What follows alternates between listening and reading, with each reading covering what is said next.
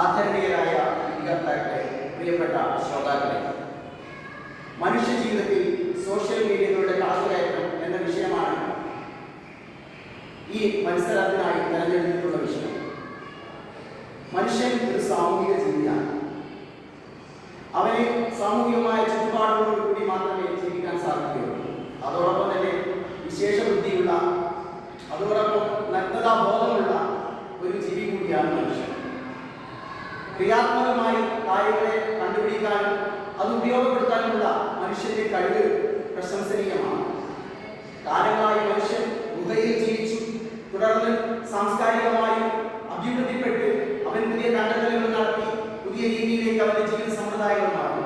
അങ്ങനെയാണ് ഇന്നുണ്ടായിട്ടുള്ള ഈ നാഗരികത വികസിച്ചു വന്നിട്ടുള്ളത്. ഇതിനിടയിൽ നമുക്കറിയാം, സോഷ്യൽ മീഡിയ എന്നുള്ള ഒരു രംഗം അത് പലതരത്തിൽ മനുഷ്യരെ സ്വാധീനിച്ചിട്ടുണ്ട്.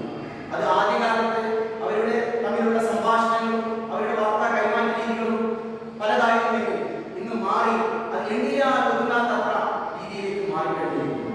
തൊട്ടായപ്പുറത്ത് ജീവിക്കുന്നവരുടെ കാര്യങ്ങൾ നമുക്കറിയില്ലെങ്കിലും ലോകത്ത് നടക്കുന്ന എന്ത് കാര്യങ്ങൾ അറിയാനുള്ള സംവിധാനം ഇന്ന് നമ്മുടെ മുന്നിൽ ലഭ്യമാണ്. അത്രമാത്രം സോഷ്യൽ മീഡിയ നമ്മളെ സ്വാധീനം ചെലുത്തി കഴിഞ്ഞിട്ടുണ്ട്. അങ്ങനെ ഒരു ലോകത്താണ് നമ്മൾ ജീവിച്ചുകൊണ്ടിരിക്കുന്നത്. അതിന്റെ പേരുകൾ ഇന്ന് എല്ലാവരുടെയും നാവിൽ വളരെ തട്ടിക്കളിക്കുന്ന പേരുകളായിട്ട് നമുക്കറിയാൻ കഴിയും. ഫേസ്ബുക്ക് ആയാലും, ട്വിറ്റർ ആയാലും, ഇൻസ്റ്റാഗ്രാം ആയാലും, വാട്സപ്പ് ആയാലും എല്ലാം ഇന്ന് അത് പരന്ന് വികസിച്ചു കഴിഞ്ഞിരിക്കുന്നു.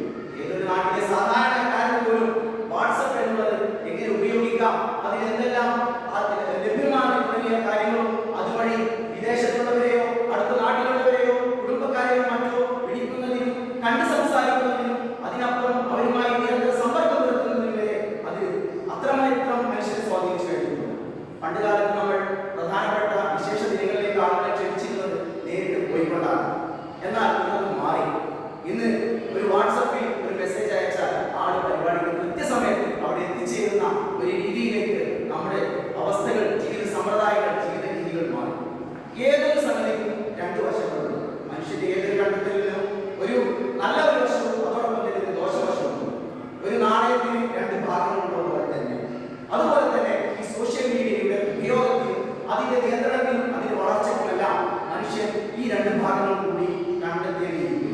അതല്ലെങ്കിൽ മനുഷ്യന് അവന്റെ സന്തുലിതത്വം നഷ്ടപ്പെട്ടുകൊണ്ട് ഇതിനെല്ലാം പ്രയാസകരമായ അവസ്ഥയിലേക്ക് അതെത്തിച്ചേരും. അമൃതും വിഷമാണെങ്കിൽ പോലും അധികമായ അമൃതും വിഷം എന്ന് നമ്മൾ മലയാളത്തിൽ പറയാറുള്ളത് പോലെ തന്നെ ഇതും അങ്ങനെ തന്നെയാണ്.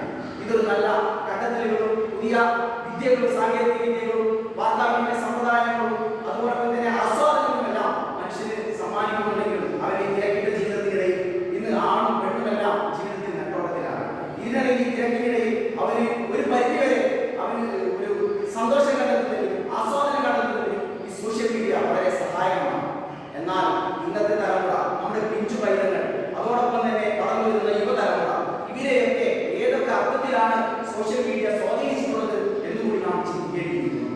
വളരെ പ്രയാസകരമായ, നമ്മുടെ നാടിനും സമൂഹത്തിനും സംസ്കാരത്തിനും യോജിക്കാത്ത രീതിയിലുള്ള ഒരു രീതിയിലേക്ക് നമ്മുടെ കൗമാരവും ചെറുപ്പവും എല്ലാം വഴിതെറ്റി പോകുന്നുണ്ടോ എന്ന് പോലും നാം ചിന്തിക്കേണ്ടിയിരിക്കുന്നു. അത്രമാത്രം ദുരുപയോഗങ്ങൾ ഇന്ന് നടന്നുകൊണ്ടിരിക്കുകയാണ്. മനുഷ്യനെന്നാൽ കേവലം രണ്ട് കാലുകളുടെ ജീവിയാണ്. അതിന് എല്ലാ ജീവികളെയും പോലെ സ്വയം ഇഷ്ടത്തിനനുസരിച്ച് ഭോഗിക്കാനും ഇഷ്ടത്തിനനുസരിച്ച് സഞ്ചരിക്കാനും ഇഷ്ടത്തിനനുസരിച്ച് എന്തും ചെയ്യാനുള്ള സ്വാതന്ത്ര്യമുണ്ട് എന്നുള്ളൊരു ചിന്ത കൂടി മനുഷ്യനിലേക്ക് കടന്നു വന്നപ്പോൾ സോഷ്യൽ മീഡിയ എന്നുള്ള പ്ലാറ്റ്ഫോം വളരെയധികം വൃത്തികെട്ട രീതിയിലാണ് ഇത് ഉപയോഗിച്ചുകൊണ്ടിരിക്കുന്നത് എന്ന് പറയാതിരിക്കാൻ നിർവാഹമില്ല. തീർച്ചയായും ഇതിലൊരു മാറ്റം അനിവാര്യമാണ്.